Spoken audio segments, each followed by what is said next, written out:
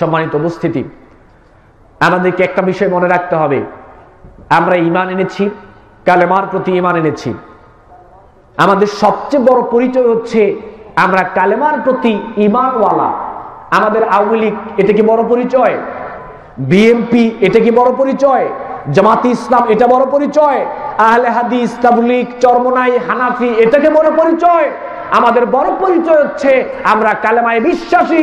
কালেমায় বিশ্বাসিত হওয়ার পরে আমরা প্রকৃত মুসলমান হওয়ার চেষ্টা করছি, এটাই আমাদের সবচেয়ে বড় পরিচয়, ঠিক কিনা?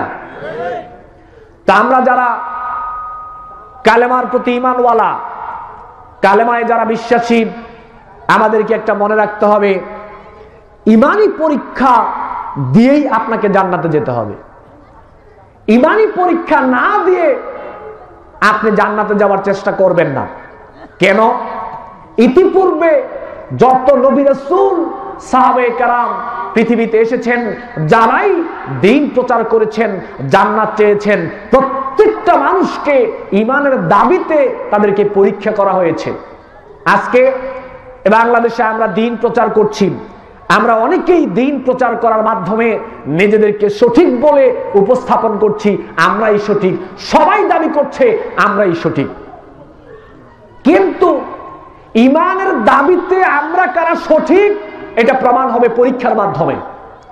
পরীক্ষা ছাড়া এটা প্রমাণ হওয়া সম্ভব নয়। আগে আপনাকে পরীক্ষা দিতে হবে ঈমানের দাবিতে আপনি প্রকৃতপক্ষে ঈমানদার কিনা। কেন? আপনার লেবাসটা অনেক সুন্দর, আপনার মুখে দাড়ি, আপনার গায়ে আমার মতো সুন্দর জামা, পায়জামা, পাঞ্জাবি, টুপি, আপনি জুমার নামাজের মুসল্লি, আপনি জানাজার নামাজের মুসল্লি, আপনি ঈদের সালাতের মুসল্লি, বাহ্যিকভাবে বোঝা যায় আপনি ঈমানদার। আসলে বাহ্যিকতা দিয়ে জান্নাত পাওয়া যাবে না। প্রকৃতপক্ষে ঈমানদার কিনা এটা আল্লাহ অবশ্যই পরীক্ষা করে দেখবেন, আপনাকে পরীক্ষা দিতে হবে। আল্লাহ রাব্বুল আলামিন বলেন, الذي خلق الموت والحياة ليبلوكم أيكم أحسن عملا। জন্ম থেকে শুরু করে মৃত্যু পর্যন্ত মাঝখানের যে একটা সময় আমি আল্লাহ রাব্বুল আলামিন তোমাদেরকে দিয়েছি, ওই সময়টা দেওয়ার টার্গেট একটাই, সেটা হচ্ছে তোমাদের মধ্যে কে উত্তম কর্মকাণ্ড করে এটা পরীক্ষা করার জন্যই আমি তোমাদেরকে ওই সময়টা দিয়েছি। আইকুম আহসানু আমালা, কে উত্তম কাজ করে, অনেক বেশি কাজ করে, আল্লাহ এটা বলে নাই, কে উত্তম কাজ করে এটা পরীক্ষা করার জন্য সৃষ্টি করেছে। একটা আমল উত্তম হওয়ার জন্য প্রাথমিকভাবে তিনটা শর্ত। একটা আমল উত্তম হওয়ার জন্য প্রাথমিকভাবে তিনটা শর্ত। একটা হচ্ছে আমল করার পূর্বে দেখতে হবে আমলটা করার এবং সহিহ হাদিসে আছে কিনা। 2 নম্বর, আমলটা পেলেই করা যাবে না, দেখতে হবে নবী আমলটা কিভাবে করেছে। 3 নম্বর, আমলটা করতে হবে শুধুমাত্র আল্লাহর জন্য। এই তিনটা শর্ত পাওয়া গেলে একটা আমলকে উত্তম আমল হিসেবে আপনি আখ্যায়িত করতে পারেন। আল্লাহ বলছেন, কে বেশি আমল করে এটা পরীক্ষা করার জন্য সৃষ্টি করি নাই, কে উত্তম আমল করে এটা পরীক্ষা করার জন্য সৃষ্টি করেছি। আল্লাহ রাব্বুল আলামিন বলেন, আহাসিবান নাসু আইয়ুতরাকু আইয়াকুলু আমান্না ওয়া হুম লা ইফতানুন। মানুষ কি মনে করেছে সে দাবি করবে আমি ইমানদার, তার নাম থাকবে আব্দুল্লাহ, তার গায়ে পায়জামা থাকবে, পাঞ্জাবি থাকবে, টুপি থাকবে, রুমাল থাকবে, পাগড়ি থাকবে, দাড়ি থাকবে, আর মানুষ তার ইমানের লেবাসটা সে প্রকাশ করবে, দাবি করবে আমি ইমানদার, আর এই দাবি করলেই তাকে ছেড়ে দেওয়া হবে। আল্লাহ রাব্বুল আলামিন বলেন না, মানুষ যদি দাবি করে আমি ইমানদার, ছেড়ে দেওয়া হবে না, অবশ্যই ওই ইমানের দাবিতে আমি তার ইমানটা পরীক্ষা করে দেখব। পরীক্ষা করে দেখব আসলেই প্রকৃতপক্ষে ইমানদার কিনা। ইমানের পরীক্ষা দিয়ে তারপরে জান্নাতে যেতে হবে। যারাই ইতিপূর্বে ইমানের দাবি করেছেন প্রত্যেকটা মানুষকে ইমানের দাবিতে তাদেরকে পরীক্ষা করা হয়েছে। মুসা আলাইহিসসালাতু ওয়াসসালামকে পরীক্ষা করা হয়েছে, ইব্রাহিম আলাইহিসসালাতু ওয়াসসালামকে পরীক্ষা করা হয়েছে, মুহাম্মদ সাল্লাল্লাহু আলাইহি ওয়াসাল্লামকে পরীক্ষা করা হয়েছে, সাহাবায়ে কেরামগণকে পরীক্ষা করা হয়েছে। যুগে যুগে যত মানুষ নিজেকে দাবি করেছে প্রকৃত ইমানদার, নিজেকে দাবি করেছে কালেমাওয়ালা, প্রত্যেকটা মানুষকে ইমানের দাবিতে তাদেরকে পরীক্ষা করা হয়েছে। এখন আপনাকে আমাকেও ইমানের জন্য পরীক্ষা দিতে হবে। ইমানের পরীক্ষা দিয়ে তারপরে জান্নাতে যেতে হবে। আল্লাহ রাব্বুল আলামিন বলেন, পরীক্ষাটা কি ধরনের আসতে পারে, কি ধরনের পরীক্ষা আমার আপনার ইমানের দাবিতে নেওয়া হবে। আল্লাহ রাব্বুল আলামিন বললেন, আফাকুল্লামা জাআকুম রাসূলুম বিমা লা তাহওয়া আনফুসুকুম মুস্তাকবারতুম ফাফারিকান কাযাবতুম আও ফারিকান তাকতুলুন। ইতিপূর্বে অসংখ্য নবী রাসূল পৃথিবীতে এসেছেন, যারা ইমানের দাবি করেছেন, কালেমার দাবি করেছেন।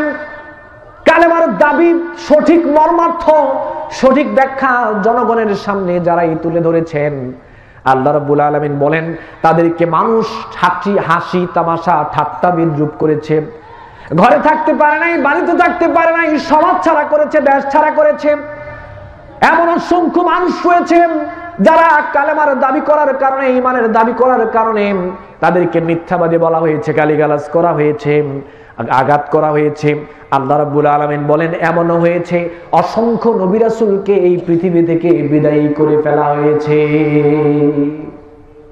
পরীক্ষা দিতে গিয়ে নিজের বাড়ি ছাড়তে হয়েছে, ঘর ছাড়তে হয়েছে, হাত গিয়েছে, পা গিয়েছে, সংসার ছাড়া হয়েছে, সমাজে তুচ্ছ তাচ্ছিল্য করা হয়েছে, গালিগালাজ করা হয়েছে, মিথ্যাবাদী বলা হয়েছে, মিথ্যা অপবাদ দেওয়া হয়েছে।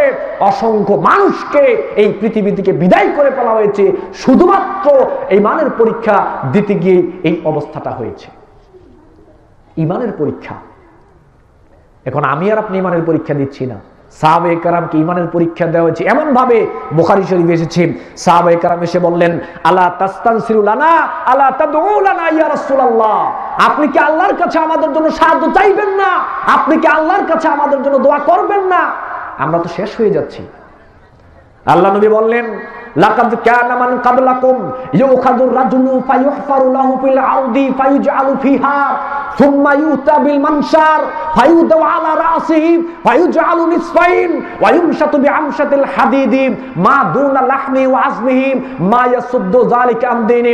ইতিপূর্বে যারা এই জমিনে কালেমার সঠিক মর্মার্থ পেশ করেছে, কালেমার দাবি যারা পেশ করে, যারা নিজেকে বলেছে আমরা প্রকৃত ঈমানদার, যারা দ্বীনের কথা মানুষের সামনে উপস্থাপন করেছে, আল্লাহ নবী বলছেন তাদের জীবিত মানুষটাকে দাঁড় করিয়ে রেখে লোহার করাত দিয়ে জীবিত মানুষটাকে দ্বিখণ্ডিত করে ফেলা হয়েছে, লোহার চিরুনি দিয়ে হাড্ডি মাংস আলাদা করে ফেলা হয়েছে, জীবিত মানুষটাকে মাটির মধ্যে পুঁতে ফেলা হয়েছে, জ্বলন্ত আগুনে নিক্ষেপ করা হয়েছে।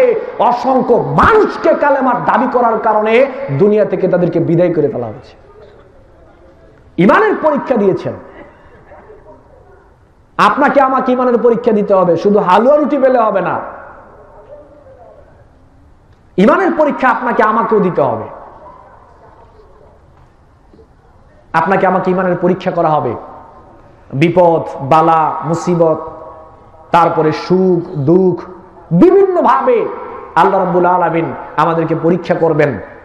আর পরীক্ষায় উত্তীর্ণ যদি হতে পারি তাহলেই কিন্তু সুসংবাদ, নাকি? পরীক্ষা দিয়ে উত্তীর্ণ হতে পারলেই তো সুসংবাদ।